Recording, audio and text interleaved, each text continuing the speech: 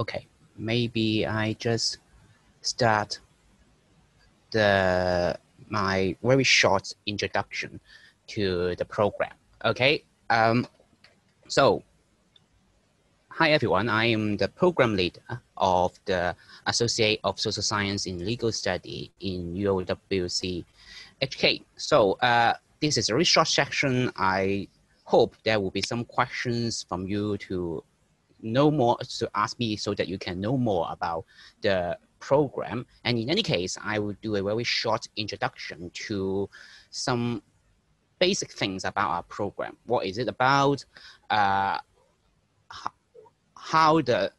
our graduates were graduating, and what kind of prospects of your graduation will you have, and that kind of thing. Okay, it will be, I think, take 10 or 15 minutes, but in any case, I would be happy if there would be any questions from you to ask. Okay, maybe I would just start the presentation now. So it is an associate program, so that means you study 2 years here. So it is a legal studies program in social science. So we have a, so to speak, double perspective, two kinds of perspective in our program. We keep an eye in social science. We also keep an eye in law. Indeed, if you try to think a bit about the current social issues in Hong Kong, you will find out that actually law and many social issues, many political issues, they intertwine very much. And basically, I would say that is the kind of things we will explore in this program. So if you think about that, just look around the newspaper, just see the TV news, law enforcement and civil liberties, big discussion in Hong Kong. So it is about law enforcement, and it is about whether or not the law enforcement somehow infringe the kind of civil liberties, civil rights that was guaranteed by another very important law in Hong Kong, the Basic Law. Okay, the idea of rule of law.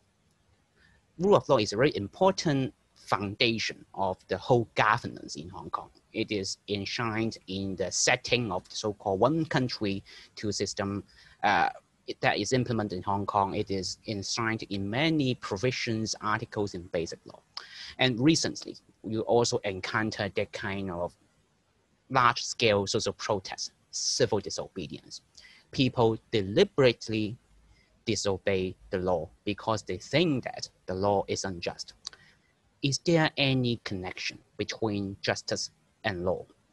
And also, very important debate in Hong Kong, it is about the progress of democracy, the progress and procedure of constitutional reform. Constitution, political system in a place like Hong Kong, it is all defined by law. It is about how to reform the law, for the forming of our government, and also the interpretation of Basic Law and everything. So just flip over the newspaper, just look over the news. You can see that actually behind many of the most hot and hotly debated social issues, there are law behind. Okay, how should we understand the working of the law within such kind of social context? What are the interactions between, say, politics and law? This is the kind of questions, the kind of puzzles we will explore in this program. And I hope if you are interested in our program, this is the kind of the questions, this is the kind of puzzles you will have, that you will try to approach our teachers, join in our discussions, in our lectures and tutorial to discuss all these kind of things. Okay, not many people, indeed, I would say, especially lawyers in Hong Kong, they would think that law is something related to other social issues, or law is that intertwined with other social issues. For instance, a very important judgment in one of the court in Hong Kong, it is about a riot case. It says that, no, law is somehow neutral to political debate. Law only concerns about whether or not you break the law, and then what is your intention behind you breaking the law, or what kind of political program, what kind of your ideal of social justice, it is none of the business of the law. Is it really correct? Is it really true? Or to put it in another way, if somebody breaks the law, is it really true or it is really just? Is it really fair?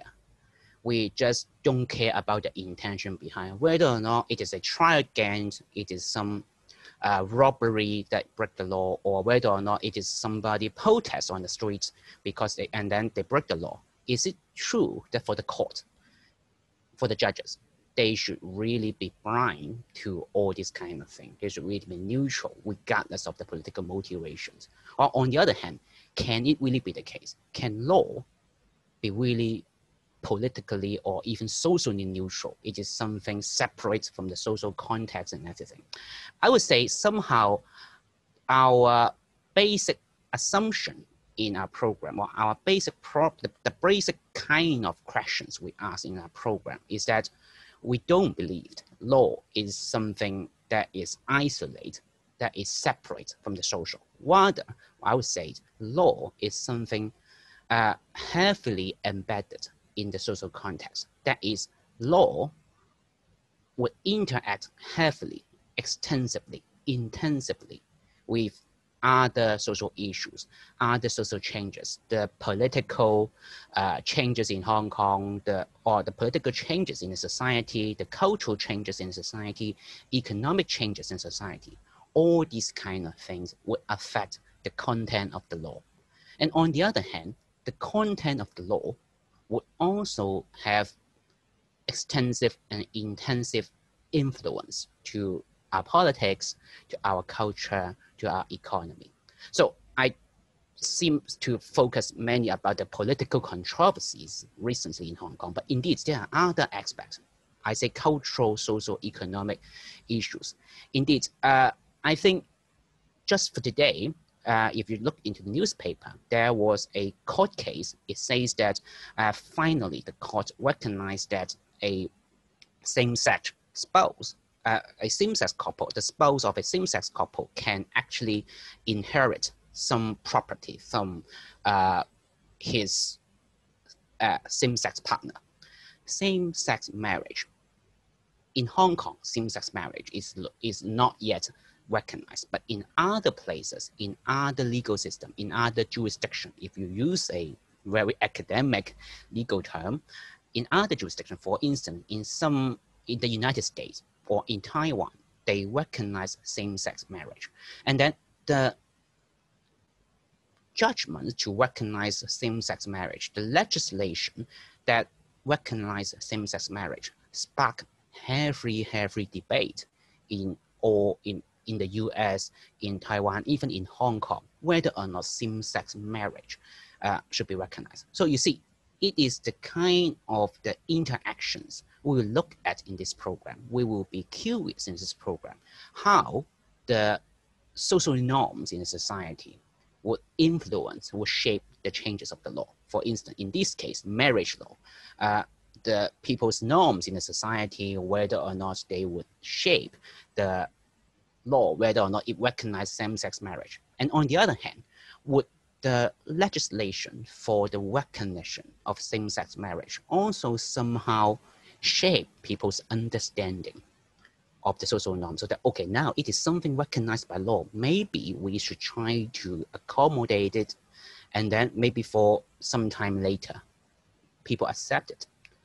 Actually, that is something that happens in other countries that recognize same-sex marriage, gay rights, and that kind of thing. Most likely in the Western Europe, it is all recognized there. But it is still a very controversial issue. So it also points out a very interesting fact that we seem to assume that law is very universal, uniform. But indeed, if you think about it, you live in different places, you have different kind of law. You live in Taiwan, you live in the US, you live in the Europe, your rights for same-sex marriage, for instance, will be recognized. If you are a gay couple, you can go to the court, you can be registered as a proper spouse or a proper couple. But then in Hong Kong, you can't do this. and then all kind of the legal duty attached to the spouse would not be there in Hong Kong. So different cultures, different place, different laws. Why? And how is this the case? So this will be the kind of questions we hope after studying our program that you would somehow have a academic knowledge and framework to grasp, to ask, to think about. The most important thing we would like to encourage you in this program is to think, critical thinking, to think about the law from the social science perspective, to think about social science, social issues also from the legal perspective. So just a very quick overview of our intended earning outcomes for our program. That is what kind of knowledge, what kind of perspective we hope you would have after you study our program. You should be able to learn to understand legal ideas, legal concepts, systems, process, legal issues. And we also hope, besides that, you can also relate these kind of issues to connect them with different kind of knowledge in social science theories, and so that to apply them to study in the concepts of the law. And then we also hope you can, by grasping the understanding of social science and grasping the understanding of the law, legal issues, then you can also relate them to some other major areas of academic study, arts and humanities, organizations, technology, and all that kind of thing. And importantly, we also want you to know how to analyze and understand case law, legislation, and legal issues, and also to think critically, communicate clearly, write clearly, speak clearly about this kind of debate clearly in this kind of issue, so that you can grasp about the kind of reasons you have, the kind of considerations behind all these issues. And of course, we are a academic program. We will also like you, after studying our program, you would be able to grasp some basic technique of doing academic research. Okay, so enough about the kind of issues, the kind of questions we hope you would like to pursue, you would like to think about in our program when studying in our program. So what exactly will be studied in our program? So I would not provide a very complete list of courses in our program, and actually you can go to our Facebook page, our Instagram, if you would like to have more information. You can just search our program name in Facebook, in Instagram. You can find our Instagram page, you can find our Facebook page, you can have all the information there, more details information, or go to our official college website. You can also find the complete course list. But here, it is just a very summary, what kind of thing you will learn here. You will learn administrative law, law about the governance, the operation, laws about business operation, about constitutional rights, about criminal law, about how to think critically, how to synthesize your knowledge in social science, in law, and to have your independent judgment, to tell whether or not you agree or disagree certain kind of judgment, and then to give your reasons. This is more important, to train you to think and then to give good reasons for your position. Okay, we'll also learn about basics of legal system and legal procedure, only the basics, because of course we are a 2 years associate degree program. We would not go into details, but nevertheless, we would also touch upon some more professional science of the legal operation. And actually, in our program, many of our part-time teachers who would take up this kind of course, procedure, legal system, administrative law, business laws, they were barristers. They were themselves practicing lawyers, and they would have very rich on-the-field knowledge about this kind of legal operation. And they were very willing, very helpful to help you to understand how the legal system in Hong Kong actually work. Okay, but besides that, we also have elements of social science. the basic skills of conducting social research, how to gather empirical statistics, empirical data to observe our society, political studies, and sociology and that kind of thing, to understand, to have some very basic understanding of political theories, sociological theories, and also we have a course called Ethics and Society about morality. These kind of thing, how they are there to provide you the kind of perspective that we hope you will have when you try to think about the law. Okay. So you may ask, does that mean this program is very difficult, very hard to learn? More importantly, I am speaking in English. Does that mean this whole course will be in English? And then if I'm not good in English, I have no hope here. No, it is certainly not. Okay. It is true that legal documents in Hong Kong, many of them, they are in English. But then we would provide very wide support, very different kind of support to our students to try to grasp these ideas, to help you to learn not only the content, the operation of the law, but also to learn the language of the law. Teachers here will provide you help, will study with you, will give you extensive feedback to your work, to discuss with you so that you can better understand the judgments, the cases, legislation, academic writings, that kind of thing. And on the other hand, our college also would have very extensive support for you to improve and enhance our English.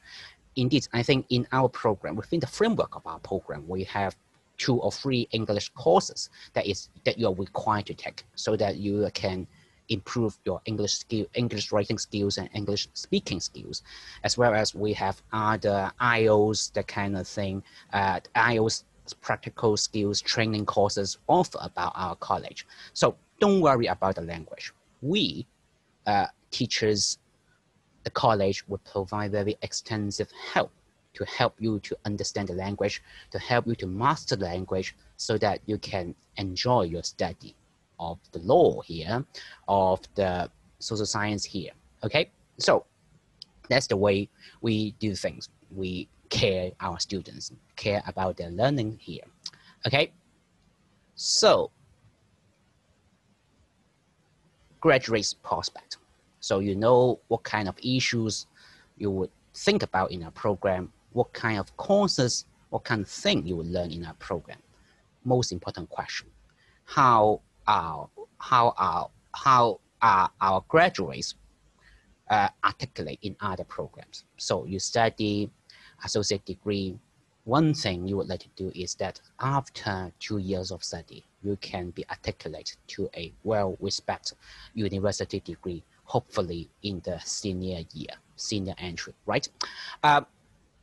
Last year, I didn't show it here, but last year we have, you can just go to our Facebook page or IG page to see that. Last year we have our 80% of our graduates, they can get a university degree. They are articulated to a university program. The year before last year, we have 100% of our graduates all articulated to a bachelor degree.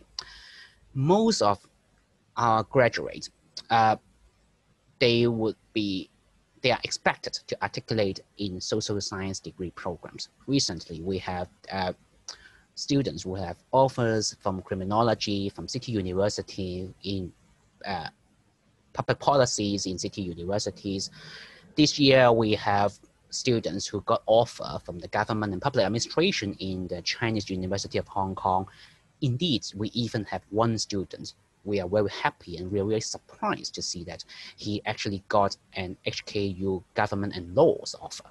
Okay, but all that about all that, we would mainly expect our students to articulate in social science degree programs in different public universities, and it is unlikely, but it is possible that you may be articulate to LLB program in Hong Kong. So in Hong Kong, nowadays we have, in the public universities, we have 3 universities who offer LLB programs: Hong Kong U, Chinese U, and City University of Law.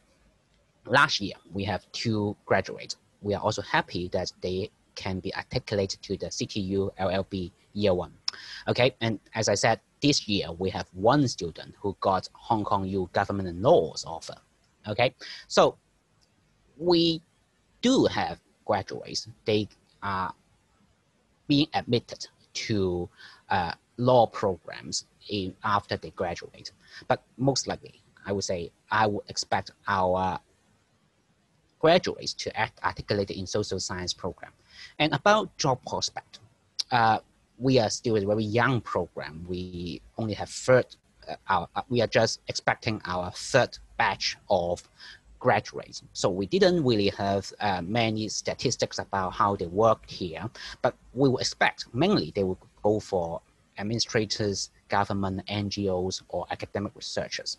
Oh, some very basic breakdown of our graduates. So it is just the kind of information we get. So this year, many of our students received many offers from different universities. So you see governments and laws, Hong Kong U both social science, social data science, CUHK, GPA, and actually not only in social science, we also have graduates who receive offer from UST BBA, from Sydney University BBA. Actually, we are having one of our graduate this year.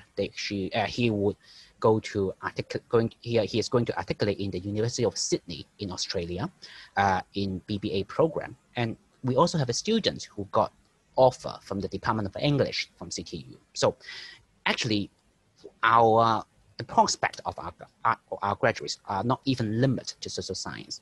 So you see, this is kind of, so last year we have social science, CTU LLB, CTU public policy, CUHK gender studies. It is also the kind of programs we expect our graduate to articulate.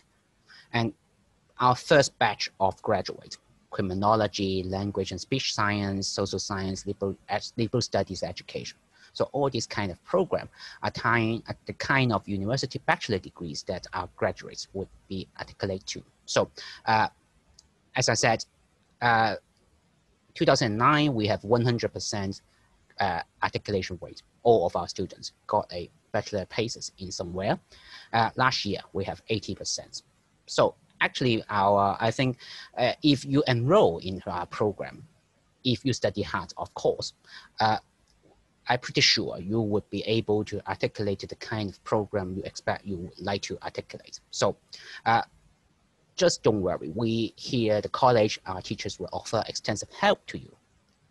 Okay, so before ending my introductions here, some information about the scholarship. One thing you may concern is, well, if I apply for your school, apply for your social science program, what kind, would I be entitled or eligible to apply for certain kind of scholarships? Yes. Basically, if you apply for legal studies in social science, you will have two kinds of scholarships that may be available to you. The first, it is about for students in any of the associate degree here. In total, all of the programs in social science, there will be 15 DSE candidates with the highest score among those scoring 13 points or above in DSE for the best 5 subjects. Then each of these 15 candidates, they would have 10,000 Hong Kong dollar for the award. Another kind of scholarship available would be Principal's Recommendation Scholarship. I don't think that for that scholarship there would be many places, but there are also no concrete number of places to be offered. But for this, you need to acquire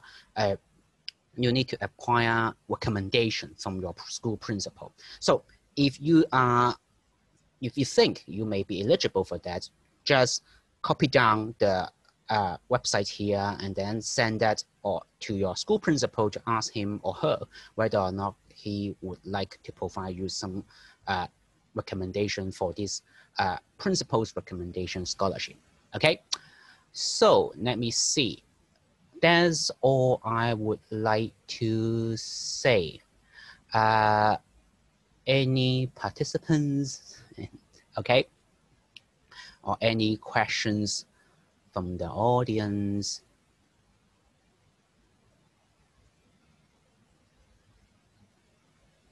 Okay, if no, I think maybe I would just end it here. Okay, so if you have any further questions, just feel free to inquire us, to visit us in our Facebook page, in our Instagram page, or go to our college website, and then you may just find our email and our telephone number. Just call us or send email to us, or find in Chinese and English. We will have our staff to answer your questions, to solve your puzzles about the admissions and everything about this program. Okay.